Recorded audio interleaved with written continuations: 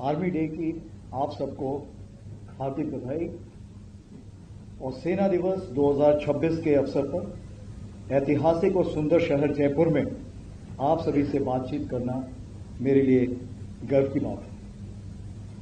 मैं आपके माध्यम से भारतीय सेना के सभी सैनिकों, हमारे सिविलियन कर्मचारियों, वेटरन्स, वीर नारियों और उनके परिवारजनों को हार्दिक शुभकामनाएं देता हूं।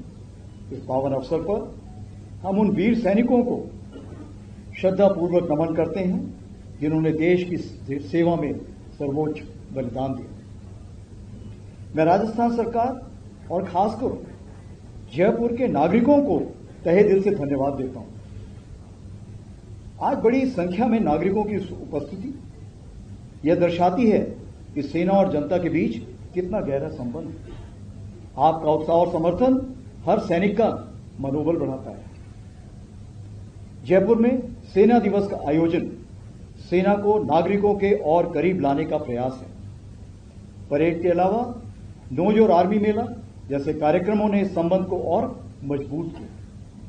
आज शाम शौर्य संध्या में ऑपरेशन सिंदूर के दौरान सेना के साहस, अनुशासन और क्षमता का प्रदर्शन किया जाएगा। ऑपरेशन सिंदूर ने एक नया नॉर्मल स्थापित किया है। इस ऑपरेशन ने भारतीय सेना की तेज प्रतिक्रिया, बेहतर समन्वय और सटीक कार्यवाही की क्षमता का दर्शाया है। यह एक परिपक्व, आत्मविश्वासी और जिम्मेदार बल की तस्वीर प्रस्तुत करता है जो राष्ट्रीय हितों की रक्षा के लिए पूरी तरह सक्षम है। पिछले कुछ वर्षों में भारतीय सेना की सोच में एक स्पष्ट बदलाव आया। हम केवल वर्तमान चुनौतियों पर ही नहीं बल्कि भविष्यों के युद्धों की तैयारी में भी गंभीरता से काम कर रहे हैं। इसी दिशा में नई संरचनाएं यानी नए स्ट्रक्चर्स बनाए जा रहे हैं जिन्हें भविष्य की आवश्यकताओं के अनुसार इक्विप और ट्रेन किया जा रहा है। इस परिवर्तन प्रक्रिया के अंतर्गत Bhairav battalions, Ashwini platoon, Shaktibaan regiment, Divyastra battery जैसे नई इकाइयां खड़ी की गई हैं जिनको आज आपने परेड के दौरान खुद देखा हुआ है। ये संरचनाएं भविष्य की चुनौतियों के अनुरूप एक एजाइल, रिस्पॉन्सिव और मिशन ओरिएंटेड सेना के निर्माण को दर्शाती है। हमारे इस परिवर्तन की आधारशिला आत्मनिर्भरता है जिसकी झलक आपको परेड के दौरान मेड इन इंडिया उपकरणों के द्वारा देखने को मिली। भारतीय सेना को भविष्य में भी ऐसे वेपन सिस्टम्स और इक्विपमेंट चाहिए जो भारत में ही डिजाइन और डेवलप किए जाए। इंडिजिनाइजेशन अब केवल लक्ष्य नहीं बट आज की तारीख में ये एक रणनीतिक आवश्यकता बन चुकी है। हम डुअल यूज रिसोर्सेज पर भी विशेष जोर दे रहे हैं। ऐसे संसाधन जो मिलिट्री और सिविलियन दोनों उद्देश्यों के लिए उपयोगी हो, जो इंफ्रास्ट्रक्चर, टेक्नोलॉजी और इनोवेशन सेना के लिए विकसित हो, वह देश के समग्र विकास में भी योगदान दे।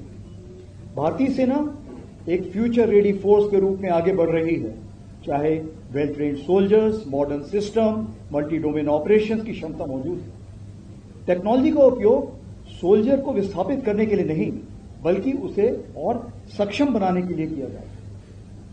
अब तक की प्रगति को आगे बढ़ाते हुए अगले 2 वर्षों को सेना ने एयरसॉफ्ट नेटवर्किंग और डेटा सेंट्रिसिटी के रूप में अपनाया है। इससे कनेक्टिविटी, इंफॉर्मेशन फ्लो और डिसीजन मेकिंग और बेहतर हो। आज की परेड परंपरा और परिवर्तन का सुंदर संगम देखने को मिला। नेपाल आर्मी बैंड ने हमारे प्रगाढ़ संबंधों को दर्शाया जबकि नई इकाइयों की भागीदारी ने सेना की उभरती शक्ति को प्रदर्शित किया। मैं साउथ वेस्टर्न कमांड और सभी परेड में शामिल सैनिकों को आर्मी डे परेड के सफल आयोजन के लिए बधाई देता हूं। अंत में एक बार फिर मैं जयपुर के नागरिकों, राजस्थान सरकार और मीडिया का हार्दिक धन्यवाद करता हूं। आपका विश्वास और समर्थन ही भारतीय सेना की सबसे बड़ी ताकत है। धन्यवाद। जय हिंद। जैसे कि आपको पहले बताया, चीफ ऑफ आर्मी स्टाफ साहब अभी 4 से 5 क्वेश्चंस लेंगे। शुरू करेंगे हम लोकल मीडिया से। Suparna Roy, times of India, Jaipur.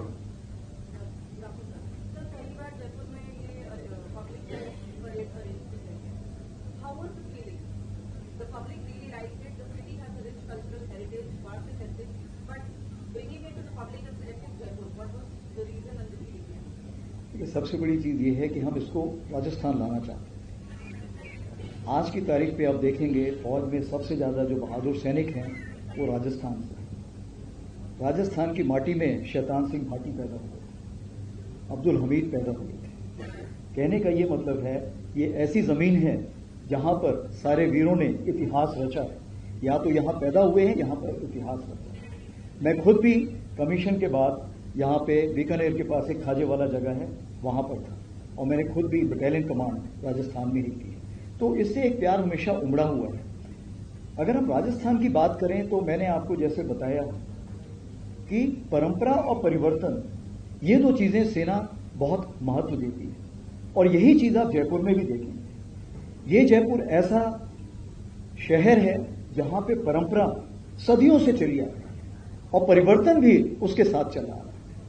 तो जब दो सेनाएं और जयपुर की माहौल जब एक ही एकाग्रता या एक ही कन्वर्जेंस रखती है तो क्यों ना जयपुर को ऐसे चुना जाए।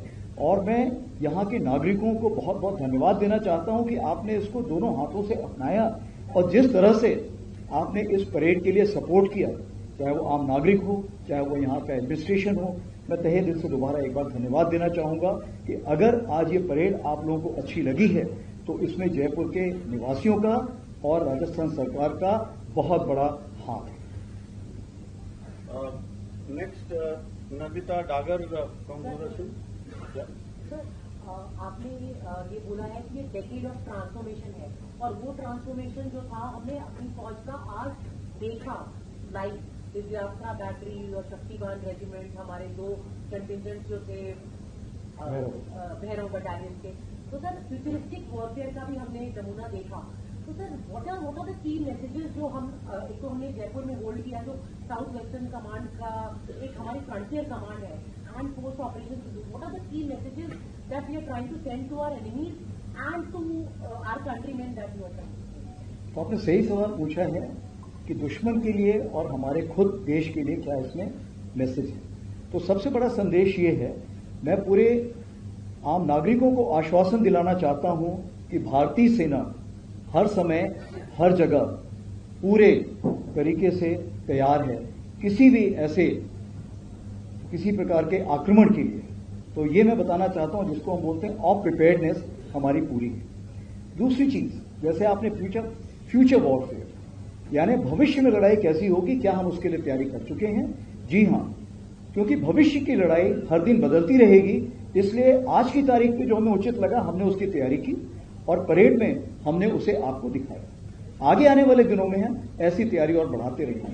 तो ये मैं आपको दूसरा आश्वासन दिलाना चाहता हूं कि भारतीय सेना समय के साथ अपने आप को बदलती रहेगी और उभरती शक्ति में जो बदलाव लाने हैं उसको लाती रहेगी। और तीसरी चीज सबसे बड़ी ये है कि मैं यहां पर सबको एक धन्यवाद देना चाहता हूं कि आप जब भारतीय सेना को एक ऊंचे स्टेज पर ले जाते हैं या ऊंचे ओहदे पर ले जाते हैं तो हमारे भारतीय सैनिक का मनोबल बहुत ऊंचा होता है।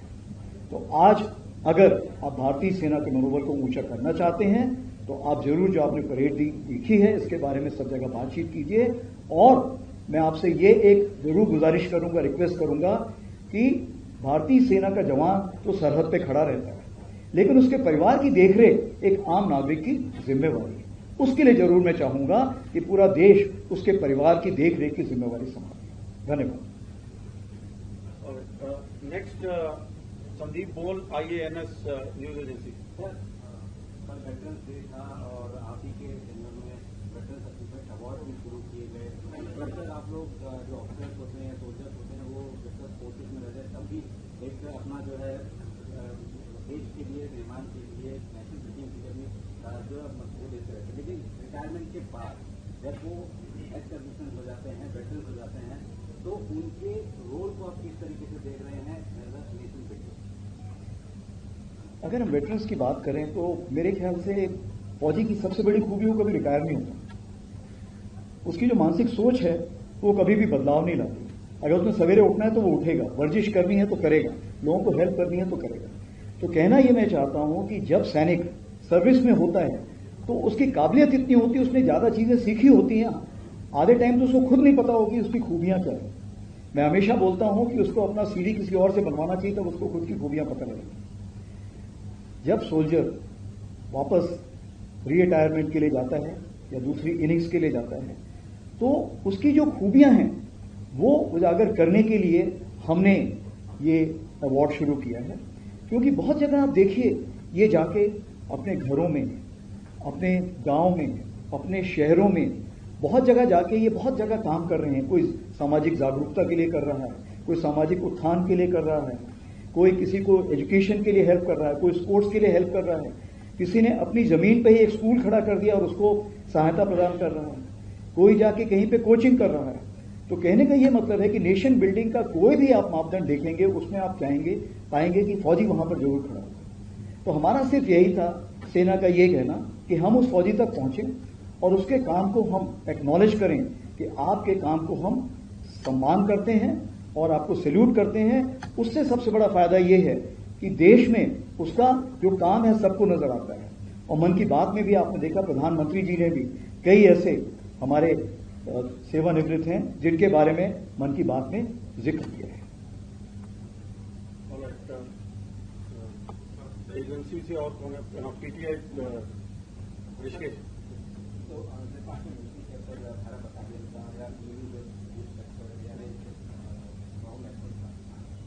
तो ये जो है कि आपकी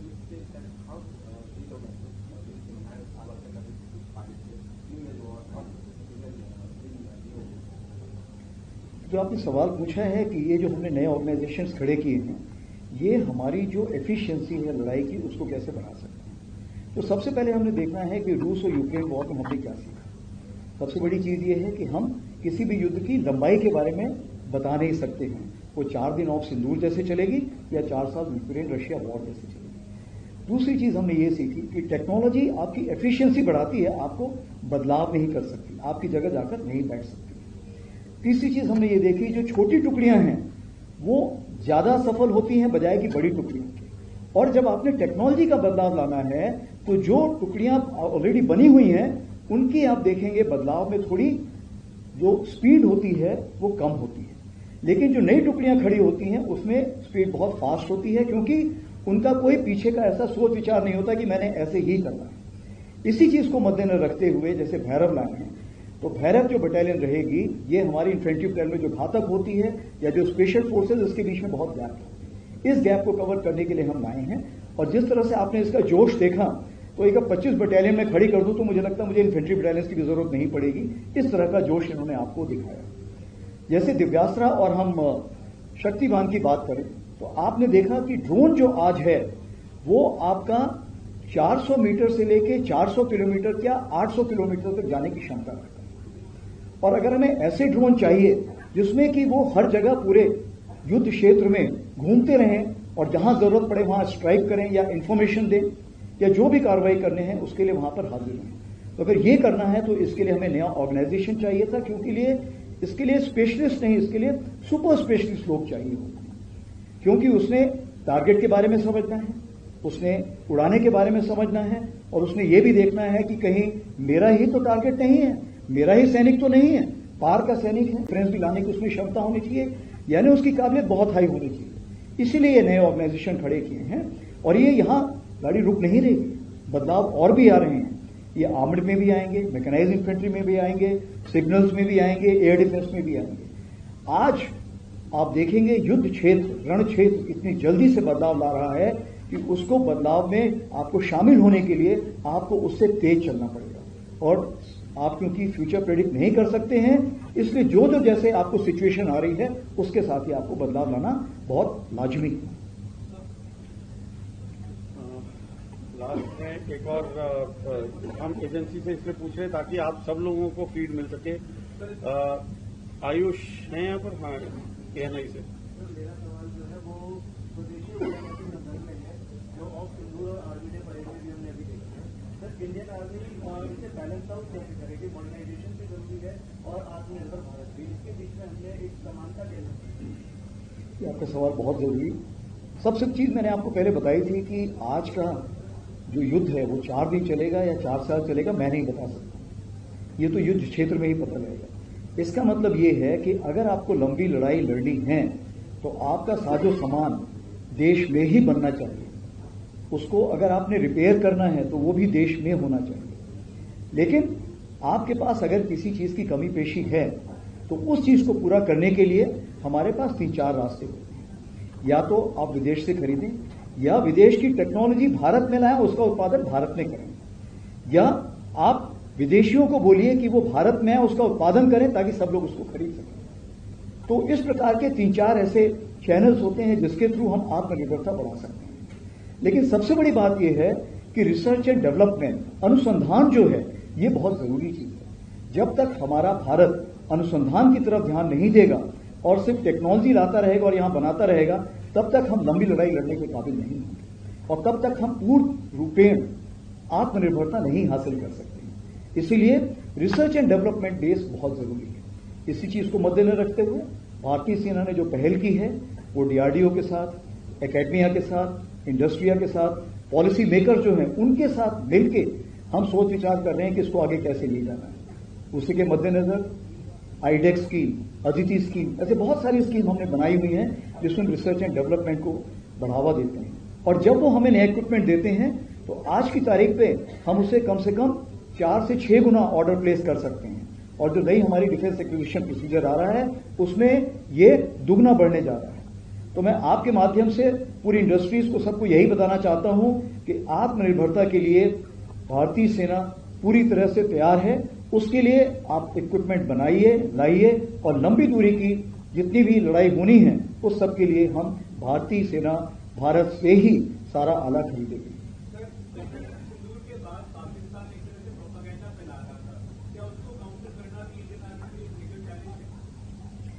देखिए, डिपेंड करता है। एक विंस्टन चर्चिल जी ने बोला था जो नेगेटिव न्यूज है वो जब तक मैं कपड़े पहनता हूं तब तक वो घूम के वापस मेरे पास आ जाती है। तो कहने का ये मतलब है कि अगर आप सिर्फ नेगेटिव न्यूज देखेंगे तो पॉजिटिव न्यूज छूट जाएगी पीछे। जहां तक पाकिस्तान प्रोपेगेंडा बुला रहा है वो प्रोपेगेंडा जो है उससे 100 गुना हमारा पॉजिटिव प्रोपेगेंडा जा रहा है। और पॉजिटिव प्रोपेगेंडा हम प्रोपेगेंडा नहीं करते हैं। मैंने कल भी इसके बारे में परसों भी बात की थी। हम सिंगल सोर्स ऑफ ट्रूथ रखते हैं। हमारा एडीजी स्ट्रेटकॉम जिसमें हमारे मेजर शारदा जी हैं वो हमेशा सच बात हमेशा डालता है। आज तक कोई भी गलत बात उसमें नहीं गई। तो आपके ऊपर निर्भर करता है कि आप किस न्यूज को देखते हैं। अगर आप एडीजी स्ट्रेटकॉम की न्यूज को देखेंगे तो आप पाएंगे कि न्यूज हमेशा करेक्ट है। मैं दोबारा उस बात को दोहराना चाहता हूं कि इंफॉर्मेशन वॉरफेयर में क्रेडिबिलिटी होना जरूरी है, विश्वसनीयता बहुत जरूरी है, कंसिस्टेंसी, समानता बहुत जरूरी है। और तीसरी बात यह है कि सिंगल सोर्स ऑफ ट्रुथ जैसे मैंने बताया कि एडीजी स्ट्रेटकॉम है। और चौथी चीज ये कि अगर कहीं पे गैप है तो नेगेटिव न्यूज जो है वो तेज मूव करेगी। और इसी चीज को मद्देनजर रखते हुए हम लोग यकीन करते हैं कि हर दिन हर समय आप तक सारी फौज के बारे में जो भी बातें हैं आप तक पहुंचाएं।